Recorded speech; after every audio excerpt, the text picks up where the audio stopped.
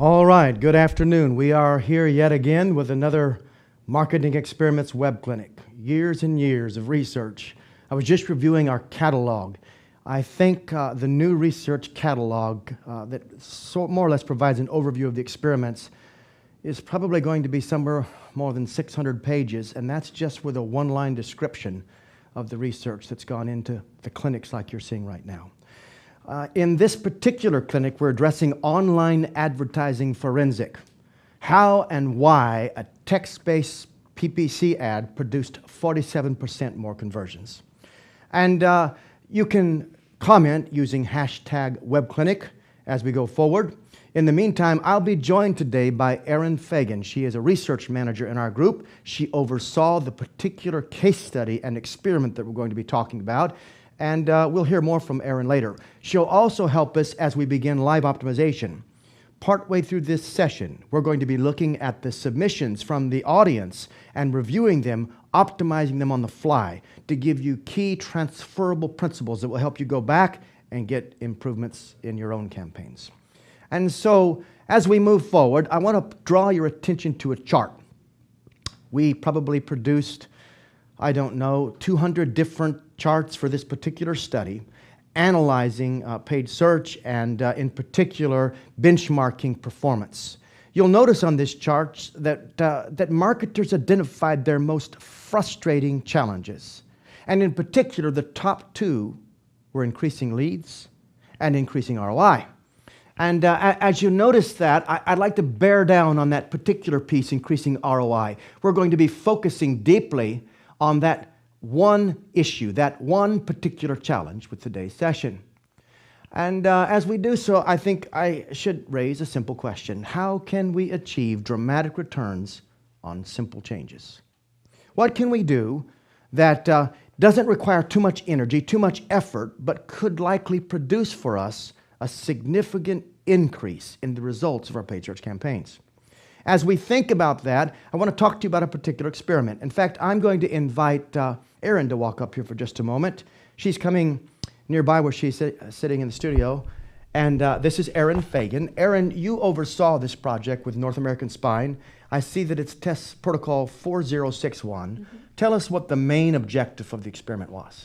Well, really what we wanted to do was tap into what it was that visitors were motivated by to click on the ad and go through to the landing page. We wanted to figure out what specific benefit approach was going to be most appealing to them. Excellent. Excellent. We may have questions for you as this unfolds. The audience may have questions for you. So I may invite you to come back up and help us as we answer those questions. And either way, we'll talk soon again on the live optimization. Sounds great. All right. So we're going to start to drill down on this. And as we do, let me just point out that this particular research partner was brought to us by a paid search group, ROI Revolution. They're very instrumental in helping us design this experiment, and they were managing the paid search activities for this particular provider. They're very good at what they do, and they've been excellent partners. In fact, we have certified and trained most of their people so that even as they're thinking about paid search, the ads and the associated landing pages, they can do so around the rigorous methodology that we provide at MECLABS. And we may hear more about them as this unfolds. But let me just point out the control. There it is, relief from back pain. Now, if you've never been in a MECLABS clinic, it's different. We need lots of input from you. And you'll see the wording in the very strict limitations of Google's procedure. Reclaim your life with a 30-minute groundbreaking back pain procedure. Now bear in mind, MECLABS does a lot of research on its own in our clinical environment. But it are the field tests. It's the field tests themselves that help us glean deeper and more profound understandings. In fact, this particular study really intrigued us, and I'll tell you more about that in just a bit. But instead, what I'd like to do is invite you in the audience to help us optimize this ad. So you can use Twitter, or you can use the Q&A feature inside of this program that you're working with right now to kind of communicate to us what you would do to make this ad better. And I'm just going to step over to the screens and look at some of your feedback. And so as you're watching that, type in the number one change you would make. Use this Q&A feature, the number one change you would make to get improved results for this particular paid search ad. Look at the question. Someone said, tell me about the keywords. That's Nicole. And someone said, use the keyword tool to optimize the words. That was Daniel. Christian gave us a different headline, get relief from back pain. JP said, include a call to action. Someone said, suffering from back pain. Someone else said, capitalize the words. Someone else said, this is Max, why this product? Jeff said, make more credible with specifics. Pose a question. Someone else said, change the phrase reclaim. Sally says, reword the URL to be more meaningful. And I'm looking here carefully. Rashad said, change the URL. Carrie said, add a specific offer. All of those are good pieces of advice. And if you're here and you're running paid search campaigns, you probably have to make decisions like this every day. Now, we only have 60 minutes. And in 60 minutes, we want to do something that will help you achieve a dramatic difference when you go back to work in approximately an hour. Something that would be tangible and actionable. So let's look carefully at the treatments developed for this particular experiment, and then let's think about what we can learn together from the way it all unfolded. So here is the first treatment, same-day back pain relief. And you'll notice the wording, try Accuroscope back pain treatment, innovative, single 30-minute procedure. That's an interesting ad. It's an ad that is worth testing. But we didn't stop there. We prepared another treatment, and let's look at this one. Avoid open back surgery. Try Accuroscope back pain treatment, 1 micro-incision for pain relief. So here is the control. Then you see 2 treatments, and you see the landing page. Audience, which one of these do you think will produce the highest yield?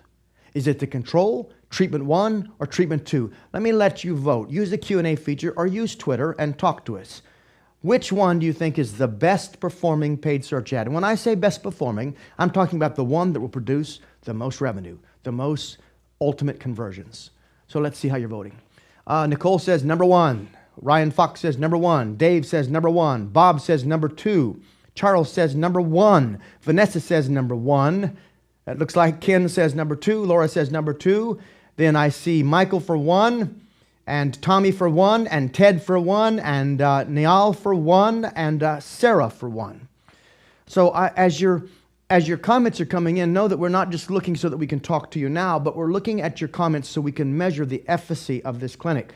We try to optimize it with every single pass. I believe in self-optimizing systems. Optimization shouldn't be an event. It should be a process.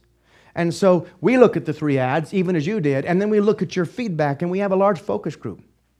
And this focus group consists of expert marketers, and you're giving us your thoughts. And we're going to go back and analyze those thoughts even after this event is over. But for now, let's look at results. So here is how the 3 pieces performed. The first had a control. This is the control. The conversion rate was 1.8%. Treatment 1 performed 1.6%. Treatment 2, 2.6%. What's the relative difference? Well, the winner was treatment 2. If you chose treatment 2 over here, congratulations. You got it right. And Google, the Grand Casino on the internet, was able to help us help this merchant in the sense that they provided the forum. But it took the merchant to outsmart the competitors in the space to achieve a 46.6% increase. And so look at this. With a simple but nuanced set of adjustments, treatment 2 performed the key risks, which raises the question, what is the adjustment? What did we learn from this? And this is where it gets fascinating to me.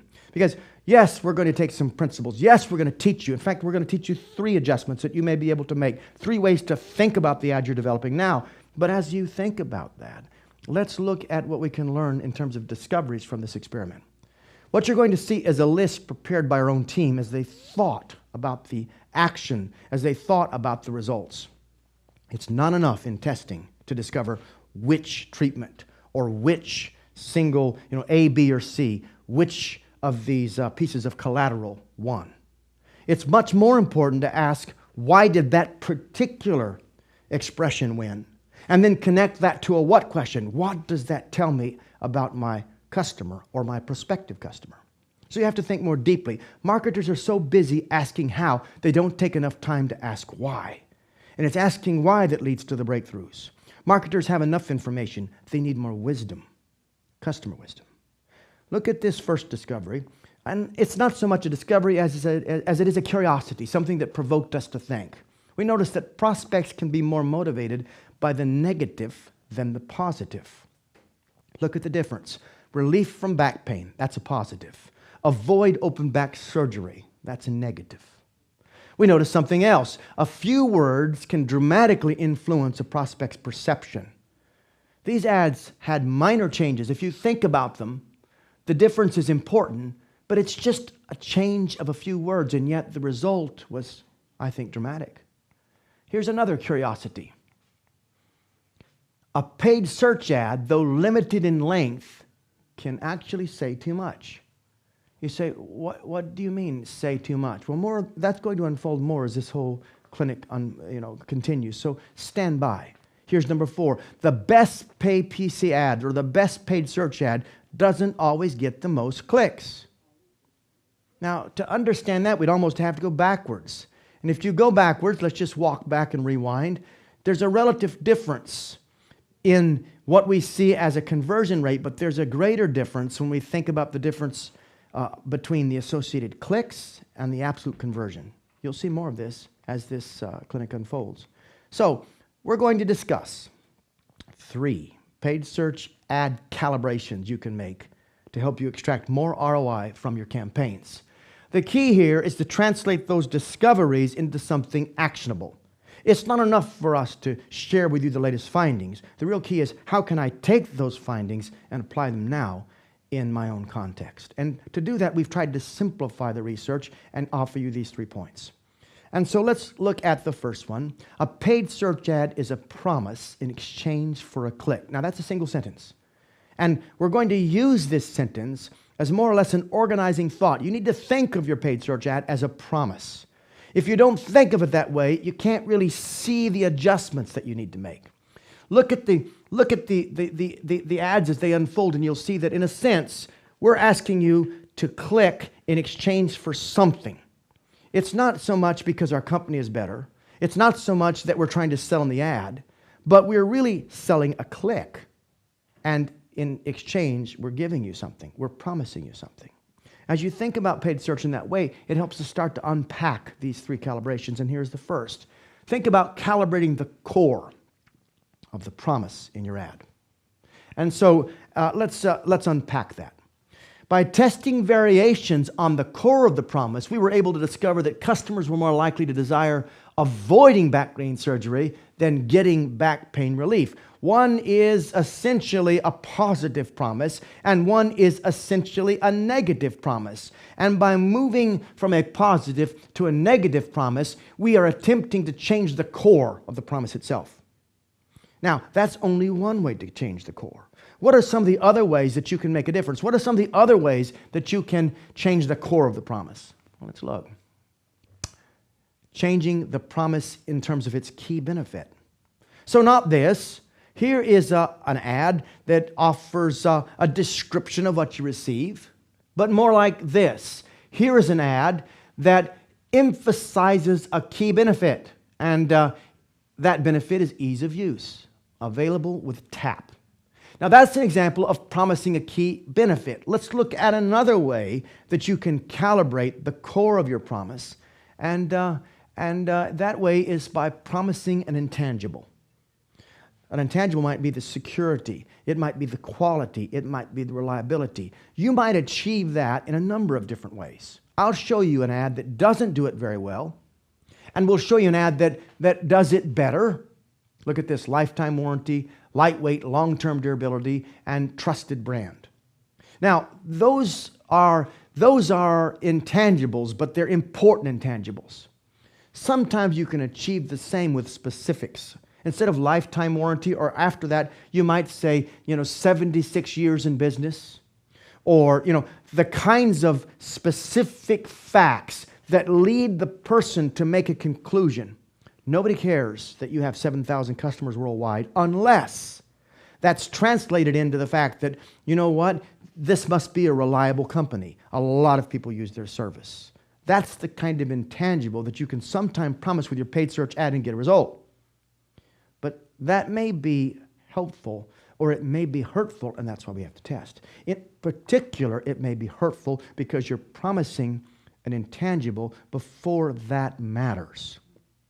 I'm going to show you what I mean as you look at the next key, and that is consider a new way to calibrate, promising an interim decision aid. Now, that's some way that you can help the prospect make the right decision. People don't decide which insurance provider they're going to select on the basis of a paid search ad. There simply isn't enough content for that to happen. So what can we use to help them decide your ad should be clicked on rather than another? In a sense, your ad has its own value proposition. Just like your product has a value proposition and your company has a value proposition. The paid search ad has a derivative value proposition, and it's about why I would click on this ad. In fact, the precise question you should ask about every single paid search ad is this: if I am the ideal customer, why should I click on this ad instead of all those others? Now, all those others, that's an important concept because as their promises change, so then must your ad. Because unless you remain the best answer to that question, you won't maintain your place in the search engines. That's why they're so difficult.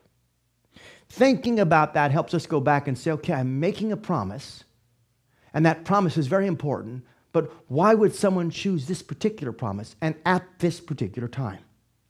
I'll explain just a little bit more. So here's an example of an ad that's talking about Intangible, 6,459 plus clients. That is talking about security, stability, reliability. It's promising something. It's implying an intangible. But look at this ad. Same company, and this time it's talking about an award-winning solution and a free trial. Now, what that ad is doing is enabling you to make the decision easier by giving you a chance to take an interim step in the process. Let's see how that works by going back to something I've taught to you before. First of all, you'll notice our version of the funnel is inverted. People aren't falling into your funnel, people are falling out. Gravity isn't working for you, gravity is working against you. You can't even start to think properly about marketing unless you invert the funnel. We've run 10,000 page tests, path tests. We've tested across more than 1 billion emails. We've recorded 5 million phone calls. We have the largest library of case studies and experiments. And after all of that research, over all of these years, we start to understand that much of what we learn about marketing doesn't really apply in the real-world context that we have been eking out this research within. Part of our problem is just not understanding the funnel. We think that the traditional funnel is a good model for what's happening. Actually, it deceives us, it confuses us, it obscures the reality. Way less people get through the funnel than enter it. They're being dragged out, and it is the force of the value proposition which counters that and drives them up the funnel. In fact, and again, this is a key point, even when they get to the ultimate yes, that's your purchase, it's not because they came in your funnel and decided to buy. It's because they decided to say yes to a whole series of other micro steps, micro decisions, to click on an ad, to read the headline on the landing page, to engage with the first paragraph, to transfer their attention further down the page and glean more data about how to respond, to enter their email address, etc., culminating perhaps in the click of a button. But in this whole process, they've had to say yes, yes, yes, yes, yes. And it takes an unbroken sequence of yeses to achieve an ultimate yes. But it only takes one no to stop, to arrest the entire process. Now, that's important because sometimes, in fact, one of the most important ways we mess up our paid search ad is we ask for too much too soon. Now, I've often used, when I'm teaching a 6 or 7 hour course on value proposition, we'll often use the example of what happens when you leave work and you go to the bar and a young man sees a beautiful girl and he decides he wants to see if he can explore a relationship. He can't just walk up to her, grab her by the shoulders, and kiss her on the lips. That's likely going to get him slapped across the face and probably thrown out of the bar. Before she's ready for that particular call to action, she has to say yes to several other things. In fact, he has to have a headline. We call it a pickup line. He has to engage her into conversation. She has to respond to the headline, and if she does respond, she'll do just what your customer will do, or your prospective customer. She'll open up, and then she'll consider what you have to say. Now, probably every woman on this call has heard a lousy pickup line, and every marketer on this call has read a lousy headline. But in the end, the headline is designed to open up a conversation, and I have found in my 25 years of marriage that it took a lot of micro yeses to get her ready for the ultimate question and to achieve an ultimate yes. That's not just an attractive analogy. That's the way marketing works. It's more what reality is. And sometimes this approach, this walking up to a girl and kissing her, while it seems ridiculous to us on the call, we do it all day long in our marketing materials. It's called keeping the call to action above the fold. Keeping the call to action above the fold may satisfy some truism that you heard from long ago, but often it means asking them before they're ready. And if they are not ready, then guess what? They can terminate your existence with a click of a remote, right there in that little green arrow.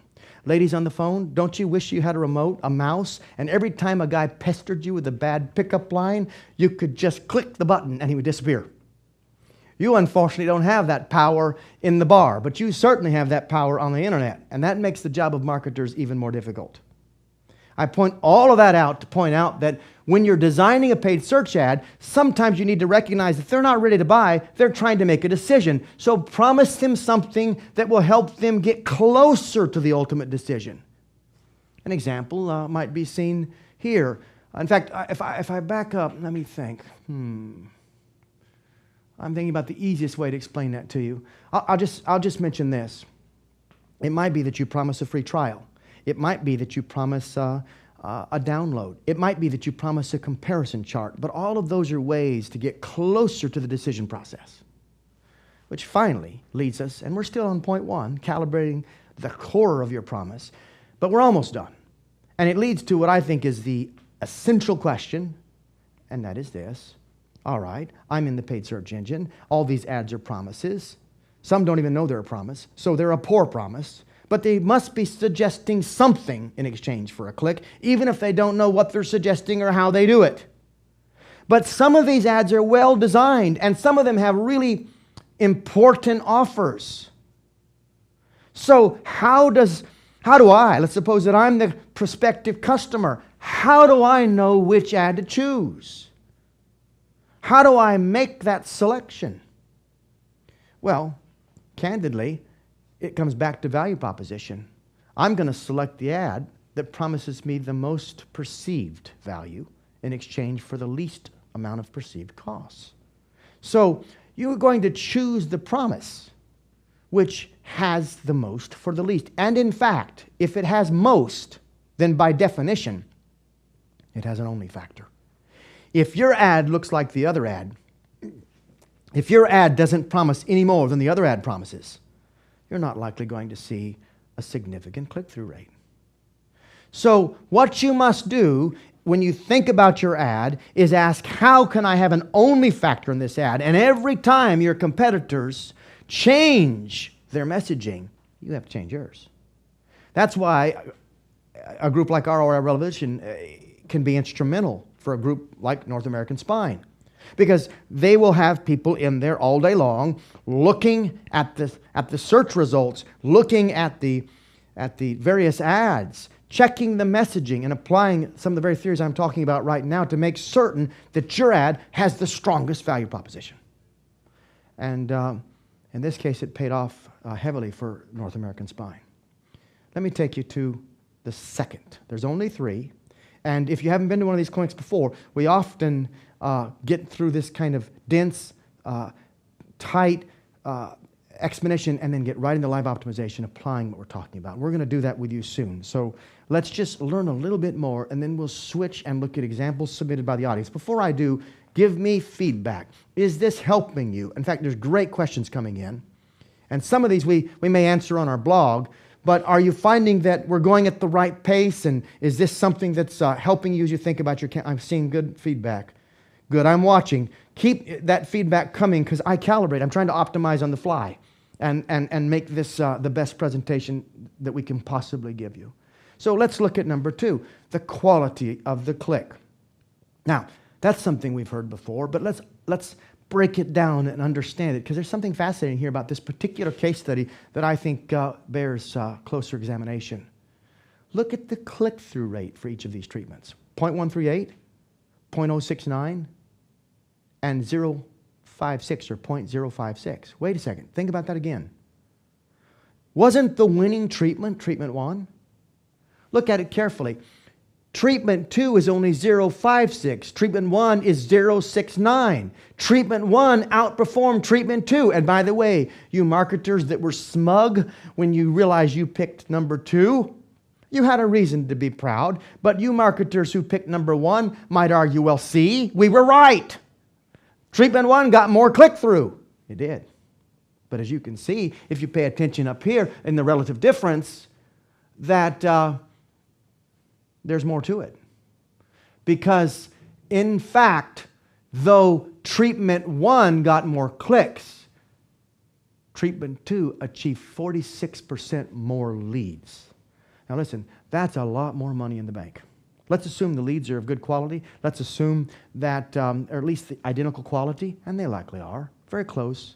Maybe some degradation, because whenever you get more leads, you'll see some degradation, but it's a lot more quality leads. And if sales is working them, and marketing, we all know, right, that sales works every good lead you give them, and that they appreciate and value all that you do, and that there's never tension at any time between sales and marketing. And I am speaking tongue-in-cheek for those of you that are in suffering and pain as I say those words. The reality is, this should be more money for this company. And it should be more money because they've got a lot more leads. And not only did they get more leads, but they lowered their CPA. Remember, this isn't just about volume, it's about profit. Cost per acquisition is going down. And not only that, but this higher click-through, the whole thing starts to make a big difference in terms of overall results. All right, so let's think about that for just a moment. By the way, if you wonder what's going on, I'll show you. Austin just walked in. They don't want to interrupt me while I'm teaching. He held up this little sign at me that says, "Try not to look at Aaron. The camera is the audience." I need a PhD to do this job, and I'll read that to you. But the thing is, the cameras are right here, and Aaron is right there on a stool. And Aaron is a lot prettier than those cameras in that screen. And so I'm talking to her part of the time. On the left is Paul Cheney, and you'll notice that I never look at him because he's right over there and he's ugly. I'm going to give this back, but I'll try to look at the camera. In the meantime, Aaron, quit distracting me. All right, so let's think more about the quality of the clicks. All right, so by modulating, and this is an answer to an important question: how do I improve click quality? How do I get the right people to click on my ad? Well, you can modulate 2 components: specificity and friction.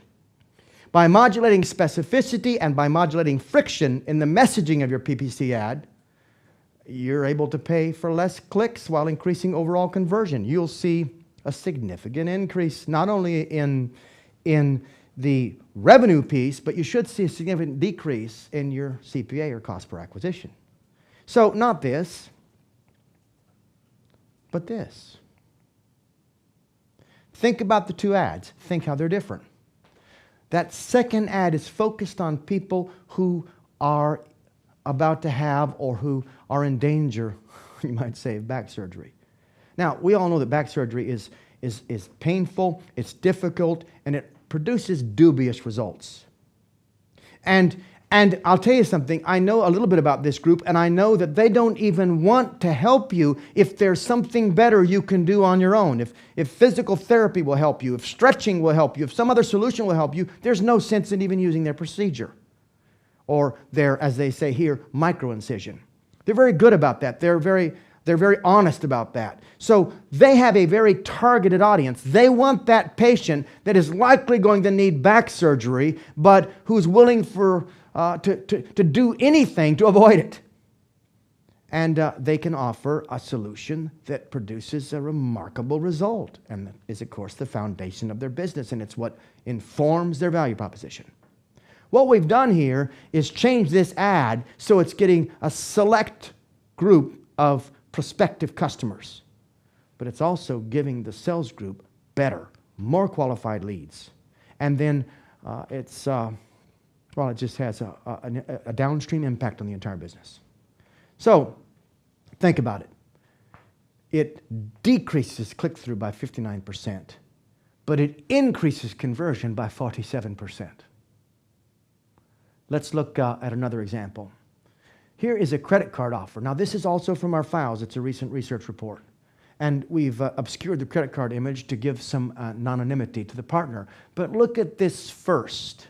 Free $50 gift card. Now, there's specificity there. They're talking about the value of the, there's numbers. But look at the improved ad.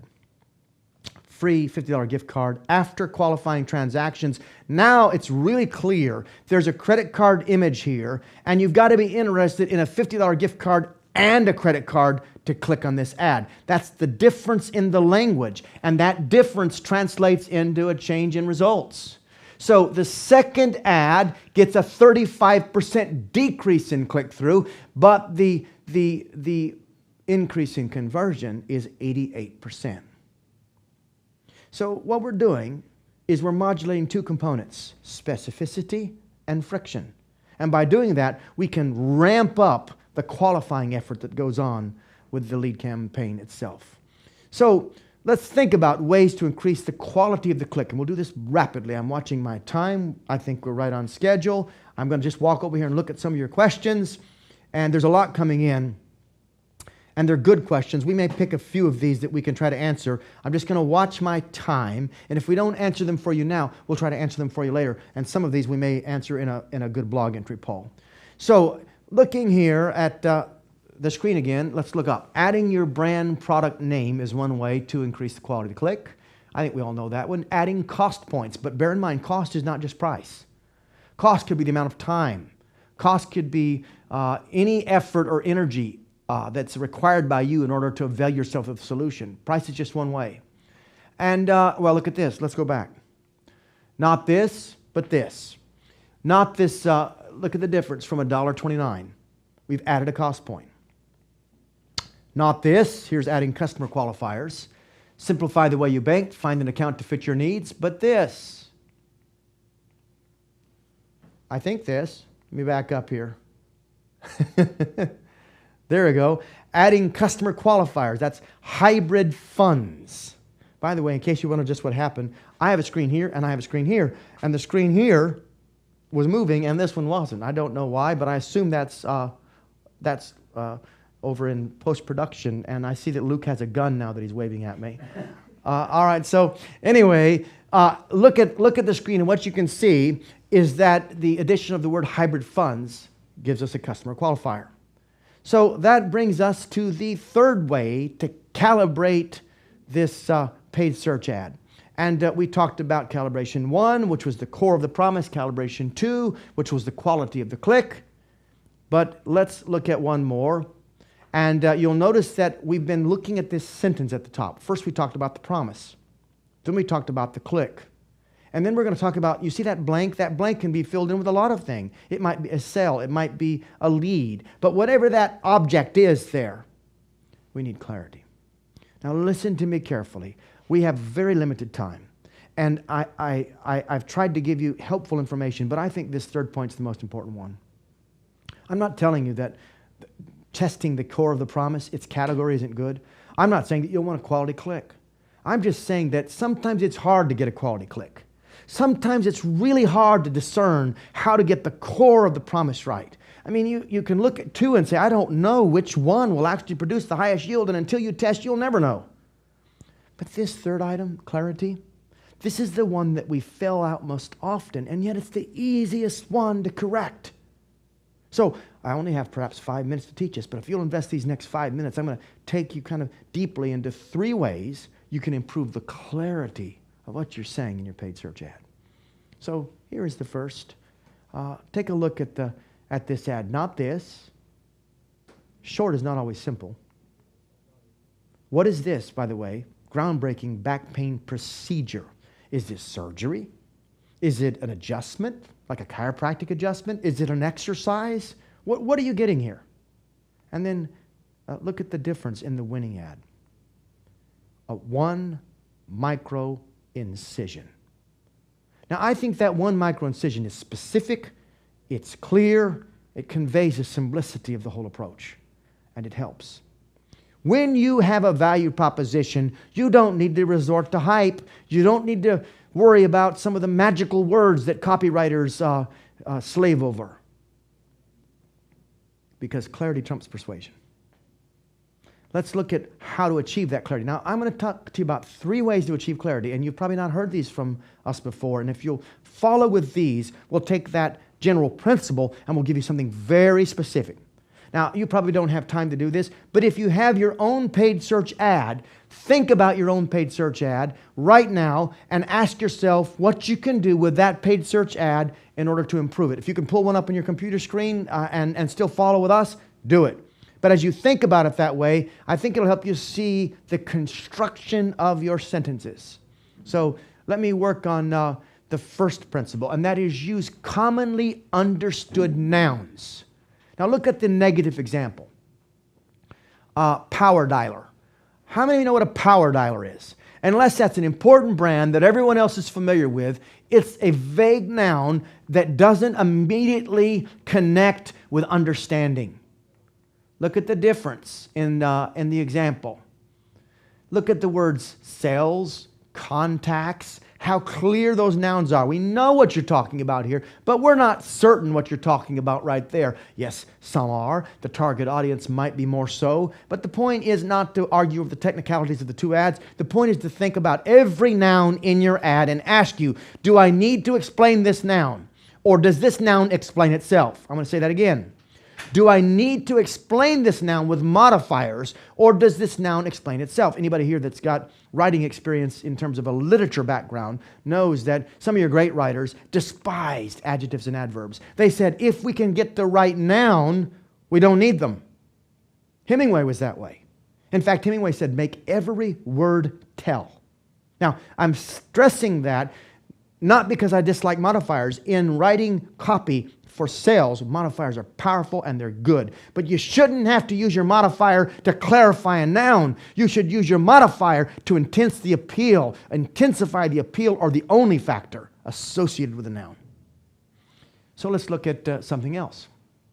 Use precise modifiers. What do we mean? Well, educate a needy child. Needy is not so precise. Let's look at a different example. Quality care to homeless children.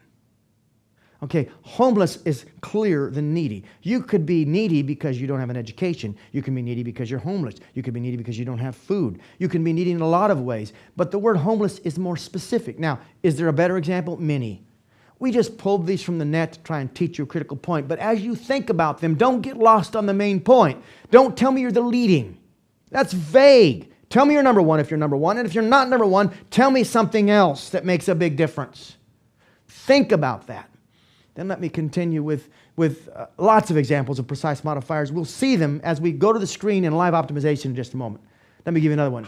Use point-sensitive sentences. Now, that's a strange combination of words. In fact, I'm using a very precise modifier with that sentence, but it's only precise if you're familiar with Strunk and Wide, if you're familiar with certain grammar guides and style guides. So let me unpack it for you. A point-sensitive sentence is a sentence where you have thought about where you're going to make your main point, on the front or in the end. In most cases, you make the power of the sentence, the main point of the sentence, either in the front or in the end, but almost never in the middle. Let me give you an example. It says here you could save $500 on Florida car insurance, free instant quote. The word free is in the middle of the sentence. And the save $500 is in the middle of the sentence. But notice how in this particular ad, it's a different ad, how they use 40 million. The power of this ad is around that 40 million. They're using intangible implied promise like we learned about earlier, but they're packing that into the front aspect, the front part of the phrase. Even the end of that sentence has the word trust. And if you think about it, quote now and get a better state, that whole line could be improved. But in general, the punch is at the front.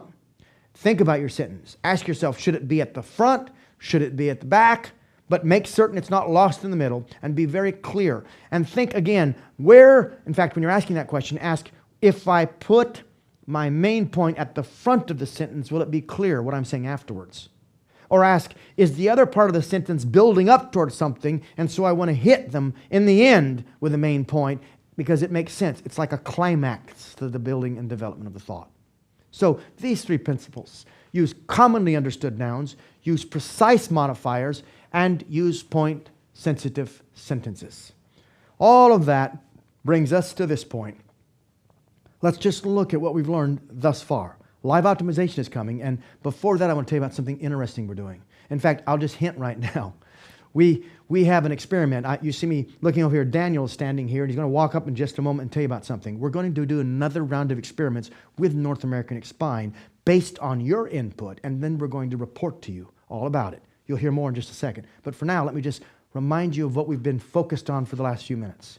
We've said that you can make small changes and you can get significant results from those changes. We've said that if you take the 5 main discoveries that we had in the lab based on this last pervasive case study, you can almost translate those discoveries into principles. Number 1, you want to try to calibrate the core of the promise.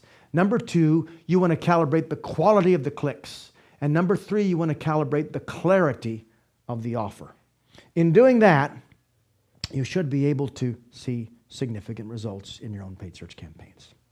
I want to thank you for being with us so far, and just know that in the next 17 minutes, we're going to pack every single moment with first an understanding of this experiment that's going to unfold that we hope you'll participate in, and then with live optimization. So Daniel, coming up and explain to us what's going to happen next. All right, thank you very much, Flint. So let me tell you a little bit about this live test that we're running. What we wanted to do was get some input from the audience, because frankly, as much as we've learned, we don't know everything. We're always looking for outside ideas, always looking to test. And so North American Spine, they wanted to do this PPC ad test, not just to learn about how to improve PPC, but also to help them develop their content approach. Okay? Because as Flint was talking about, there's different incremental decisions that the audience is going to make. Not everyone just wants to jump on and buy a pizza, right? Yes. So if you have spine surgery, some of the tests we've looked at, those people were farther along in the incremental decision-making process. For this test, what we want to take a look at is what content is going to resonate with those people who, for lack of a better word, let's call them tire kickers, right? They're just starting to look for some information about spine surgery. So let's take a look at what we did. Here are the keywords on the left. You'll see the conditioned keywords that we're targeting. And on the right, you'll see the way we abbreviated those keywords. And then we went to the Marketing Experiments blog audience, and we said to you, how will you give us some ideas for some PPC ad tests to target some of these keywords, okay? And so we set up 4 hypothesized searcher profiles. Let me show you those profiles, right? This first one is a searcher that's just come across this condition and wants more information about it. So when you look at the treatment for that PPC ad, I want you to focus on the line right under the headline. That's the only line that's going to change. We only want one variable in this test, okay? And for this one, it's learn about the causes and solutions. So you can see how that clearly ties into the hypothesis we have for this searcher. And by the way, at this point, I do want to thank Amy Harold of GDNAsh.com, who she was the one that submitted this template on the Marketing Experiments blog. So that's the first hypothesized searcher profile. Pay close attention, because in a few minutes, we're going to have a poll, and we want to ask your opinion on which ad you think will win. We're going to run the test, and then we're going to let you know what we learned. So let's take a look at the second hypothesized searcher profile. This searcher is experiencing some back pain symptoms and is simply looking online. They're asking around for an answer, and you can see how we targeted them, how to recognize the symptoms. That was the focus of this next PPC ad. For the next treatment, as a searcher that wants more information, right? And so we focus on free access to back pain resources. If you want information, we have that information. And again, this will tie into the overall content strategy that North American Spine is developing once they learn from their customers what their customers are looking for. And the last hypothesized searcher profile, they're looking for possible treatments. And obviously, compare available treatments ties in very nicely. So what we want to do now, you can see all these side by side. We're going to launch the poll. If you can launch that, please, Luke. We're going to ask you which treatment will achieve the highest click-through rate. While we're waiting for those poll results, I want to talk about something very important, why we've presented this to the Marketing Experiments audience, okay? So when you see us here in MECLABS, we produce some impressive test results that Flint's showing you now. You might not know this, but Flint didn't come up with them all by himself, despite what he says. And we take a very collaborative approach here. So from my past experience in marketing and advertising, I'm sure many on the clinic have seen this as well. There's usually that lone star performer, right? There's that copywriter, that account executive, that art director, just blows everything out of the water. Everyone turns to him, and all that knowledge is inside his head. Well, we work a little differently here, and that's the benefit of testing and optimization. Absolutely. So, for example, we have the peer review session here, yes, where everyone from the most junior analyst to the most senior analyst has input on all of our tests. I think, Flint, they even let you suggest a test or two from here. Now and then. Most of the time, they don't even let me into the peer review session. But that's how we come up with these tests. And so that's why we turn to the marketing experiments audience. We want to cast as wide a net as possible to collaborate and to find the best solution for this customer. And what that means for you is don't just look to that lone copywriter. Look to sales. Look to those people in sales. They might know something. Look to customer service. Look to product development. Technology has ideas. People never realize that the technology team sometimes they're living it every day, and when you start making them part of the optimization process, instead of being an obstacle, they start becoming an enabler of the whole thing. And they might actually push your treatments live if you ask them an opinion and have some skin in the game. So, all right, let's close that poll and take a look at some of the results. Let's see. Treatment 2 is the clear winner. Treatment 2, we'll call this the Mitt Romney of the campaign here. So this is what our audience is telling us, that free access, free, we know that's a very powerful word, Flint, right? That's absolutely. What do you think of the treatments? You want to take a guess on here? Treatment 1, no, I need to read them carefully, and then if I commit in public and make a mistake, my reputation will be horrible. No, listen, let me say something about that. One of the things we say here is if you're right all the time, you're not testing. You're not really testing. A real test involves trying to seek for information you don't understand. The goal is not to get a lift, it's to get a learning. It's not a gunfight between marketers to see which one is the fastest draw. It's more about designing something that will help you all learn. When I look at the first one, control, learn about the causes and solutions from the experts in spine and health, it feels clinical, academic, and of some value. When I look at the second one, how to recognize, no, I need to see them. You're moving the screen on me before I hypothesize. How to recognize the symptoms from the experts in spine health. Compare available treatments from the experts in spine health and free access to back pain resources.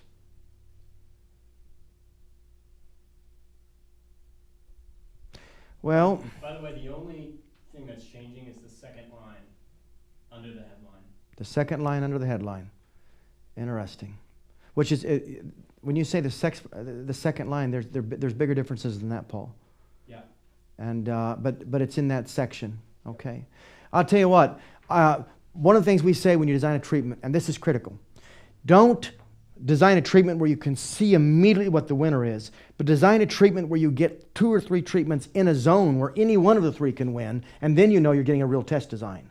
I would say that people who are early in the process would more likely choose treatment 1, but I would say people who are looking to make some sort of decision might prefer treatment 3.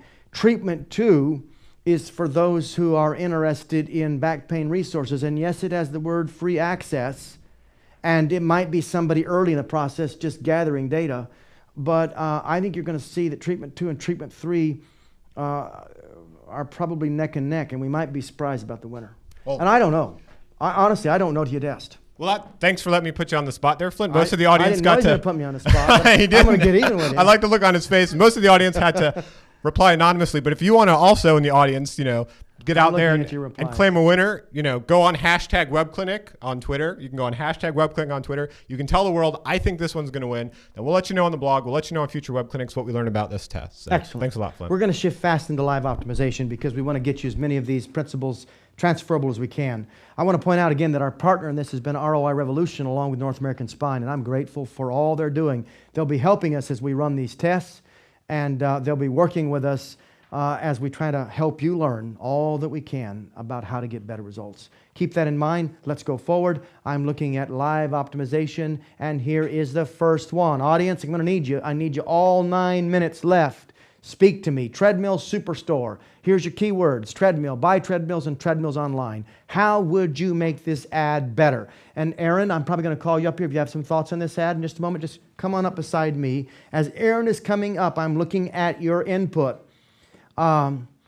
Interesting, Michael, your comment. I'm reading Michael Grubb's comment about back pain problems. Resources aren't much help.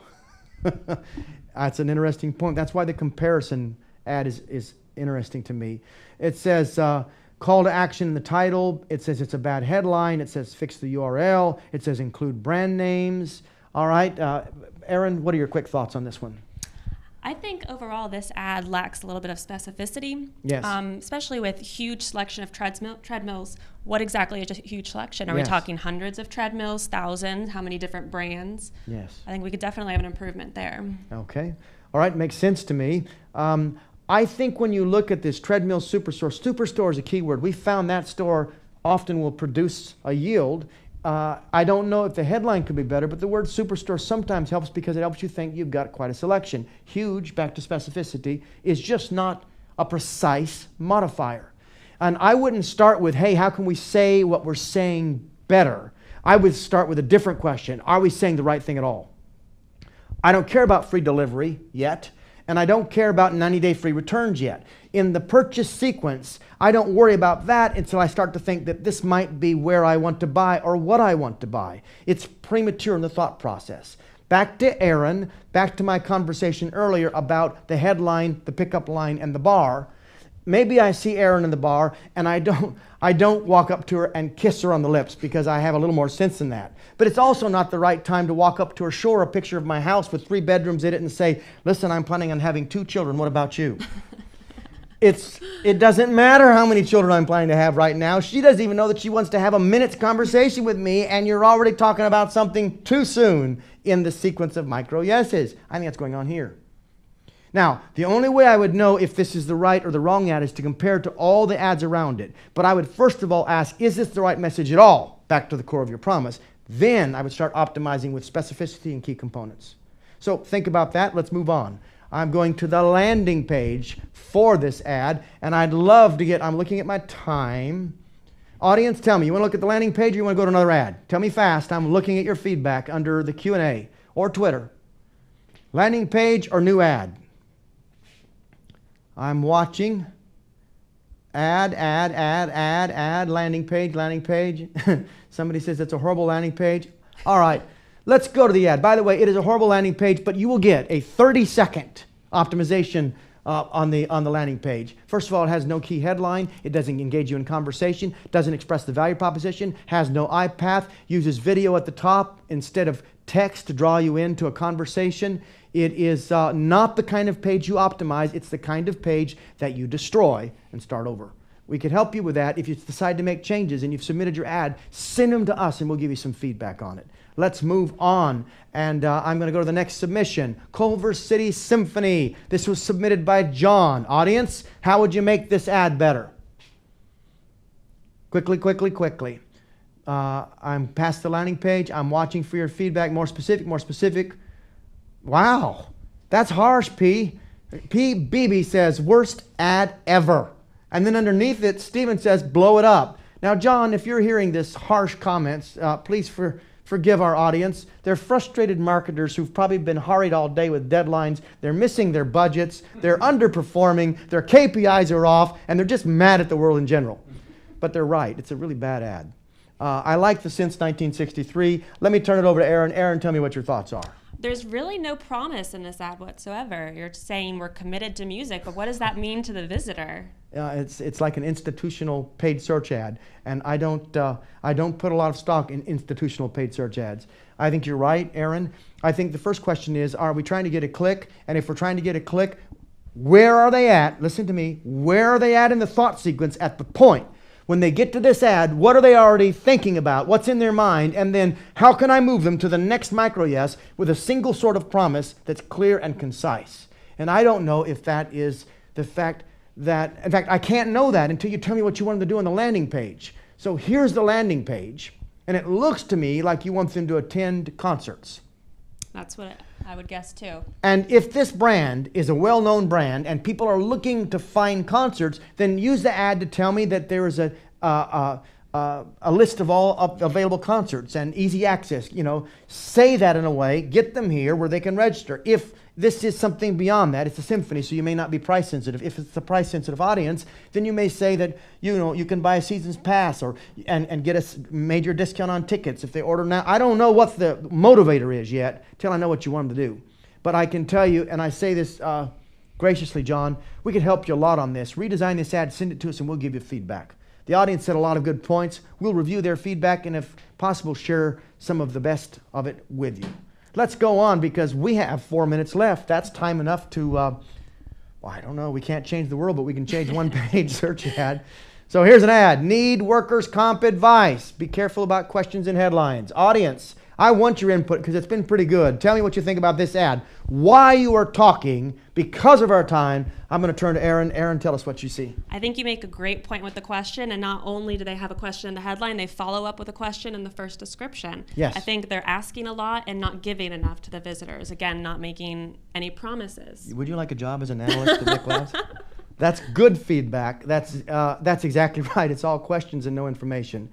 And get the legal help you need now is very weak. So this was submitted by Will and John from the last. Don't think of this as discouraging. Think of what it means if you get these ads right. They should reduce your CPA, increase your response, and this is just money waiting to fall into your bank account.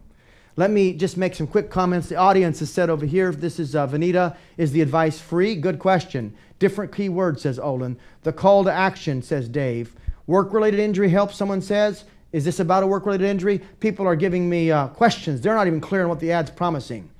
Offer a free consultation, said John. And it's, by the way, it's John Eastwood. And with a last name like that, you should take this advice really serious. Take a look. We have about 2 minutes left. Let me tell you what I do with this ad, and then we're going to go to this landing page. The landing page should be talked about because it connects closely to the ad.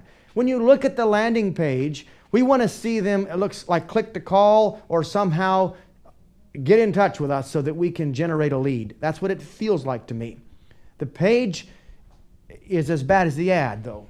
The click to call will probably get some clicks because people are going to try to get clarity and they can't get it on the page. We're relying on the video to do the talking, and that's not good. There is no headline. We're not clear. You have 4 inches, 7 seconds to answer 3 questions. Where am I at? What can I do here? And why should I do it? And the top of your page is wasting 4 inches just with a big picture. That same amount of information could be conveyed with much less space. You could get them into a headline, get them into information, tie the headline back to the ad. Tell me why. Now think about this, Will. Why would I click on this ad? Why would I come to this attorney? Why would I come here, click here, rather than any other opportunity or ad that I see in the search engine? That's the answer. And to answer that question, you need to look at the surrounding pieces. You need to think about the other ads. You need to say to yourself, all right, so what can I promise the other ads are not promising? If they're not emphasizing the qualities or the qualifications of the attorney, the years of experience, maybe that will work for us. If they're emphasizing that, but they're assuming that you're going to go right to hiring an attorney, maybe I can give them an interim offer. Or maybe I need something as a negative as opposed to a positive component to motivate them with fear. The wrong attorney can cost you money, and push that piece. But think about all of those key elements as you redesign this ad, and we will look at it with you and do our very best to help. All right, so if you have been on these clinics before, you'll know that most of the time we do them in this audio format, but we don't have video. If you're watching or you saw the last clinic, you'll be able to see this live clinic from our studio on video teaching. You'll notice, you'll know who I am. I'm the guy with thick, luxurious Fabio hair. And not, but anyway, you'll get a chance to see us in action trying to deliver one of these clinics in a way that'll help you. And we're grateful for your trust. We're going to keep doing this, keep sharing our results with you, and all we ask that you do is tell a friend. Thank you again. Before you go, you're going to get a survey. That's great. And if you're interested in help, interested in research partnership, that's good. You can do that. But use this Q&A and tell me if you found this helpful. I want this instant feedback. Tell me if this whole approach was good for you, if you learned a lot today, if you want more like this. I value all of your insights. We read every one of them. Thank you, and we'll be back soon with more research. Thank you, Erin. Thanks, Flint. All right.